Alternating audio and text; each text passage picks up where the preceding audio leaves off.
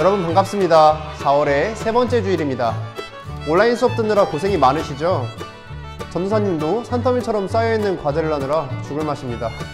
그렇지만 우리 함께 예배드리는 이 시간만큼은 오직 기쁨으로 하나님께 예배드렸으면 좋겠습니다. 오늘 설교를 시작하겠습니다. 여러분, 복음을 아시나요? 복음이란 좋은 소식, 굿 뉴스로도 번역이 되는 단어인데요. 만약 여러분 주위에 교회를 다니지 않는 친구가 복음이 뭐냐고 물어본다면 여러분은 어떻게 대답해 줄 건가요? 우리 3초만 한번 생각해 봅시다. 대답이 정리가 되셨나요? 이 단어는 교회를 다니는 우리에게 너무나 익숙한 단어입니다. 그런데 우리는 모두 동일한 복음을 들었는데 복음이 뭐냐고 물어본다면 그 대답은 모두 제각각이에요. 어떤 사람은 예수님 믿고 천국 가는 게 복음이라 말하고요. 그리고 어떤 사람은 예수님께서 우리를 위해 돌아가시고 3일 만에 부활하신 것을 복음이라 말합니다. 모두 맞는 말이죠. 그러나 이것은 복음의 일부이지 복음 그 자체라고는 할 수 없습니다. 그렇다면 복음이란 정확히 무엇을 말하는 걸까요? 오늘 본문 말씀이 우리에게 그 답을 알려주고 있습니다. 마가복음 1장 14절부터 15절까지 말씀을 전도사님이 한번 읽어보도록 하겠습니다. 요한이 잡힌 후 예수께서 갈릴리에 오셔서 하나님의 복음을 전파하여 이르시되 때가 찼고 하나님의 나라가 가까이 왔으니 회개하고 복음을 믿으라 하시더라. 아멘. 말씀에서 볼 수 있듯이 복음이란 하나님의 나라가 이제 시작된다는 기쁜 소식입니다. 예수님께서는 이제 하나님 나라가 시작되니까 회개하고 이 기쁜 소식을 믿으라 말씀하고 계십니다. 그런데 그저 하나님 나라가 시작된다는 게 복음이라고요? 너무 시시해 보이죠? 우리랑 별 상관이 없어 보입니다. 그런데 사실 이 말은 매우 의미 있는 말이에요. 우리가 이 말의 뜻을 정확하게 이해하기 위해선 하나의 역사적 사건을 배울 필요가 있습니다. 바로 악티움 해전이라는 전쟁입니다.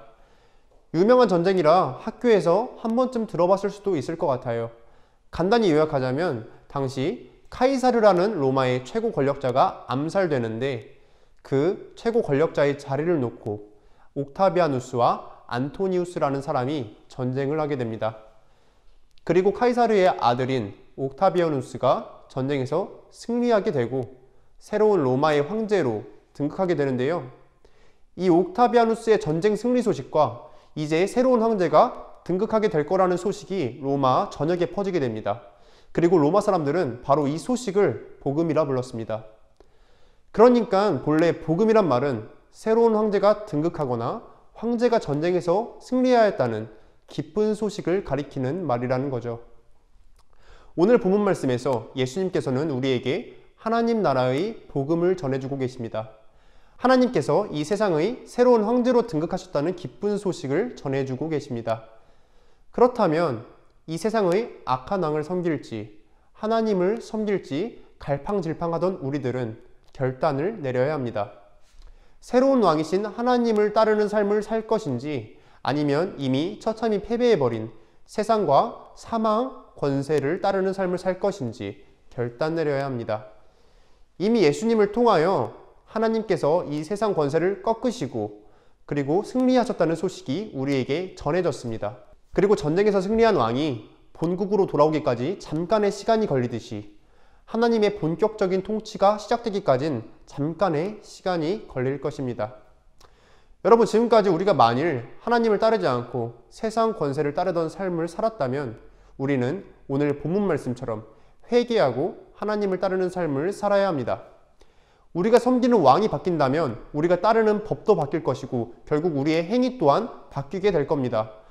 하나님을 따르는 사람은 하나님께서 이 땅에 임하시는 그날이 매우 기다려지겠지만 하나님을 따르지 않는 사람들은 그날이 매우 두렵게만 느껴질 겁니다. 혹시 여러분은 어떠신가요?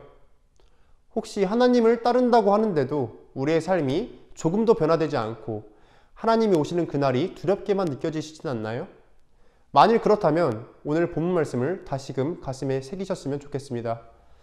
때가 찼습니다. 하나님의 나라가 가까이 왔습니다. 회개하고 복음을 믿으십시오. 자비로운 하나님께서는 여러분의 과거를 잊어주시고 기꺼이 여러분을 사랑하는 백성으로 맞아주실 겁니다. 우리 청소년부 친구들이 참된 복음을 가슴에 새기고 복음을 들은 자답게 살아가길 기도하겠습니다.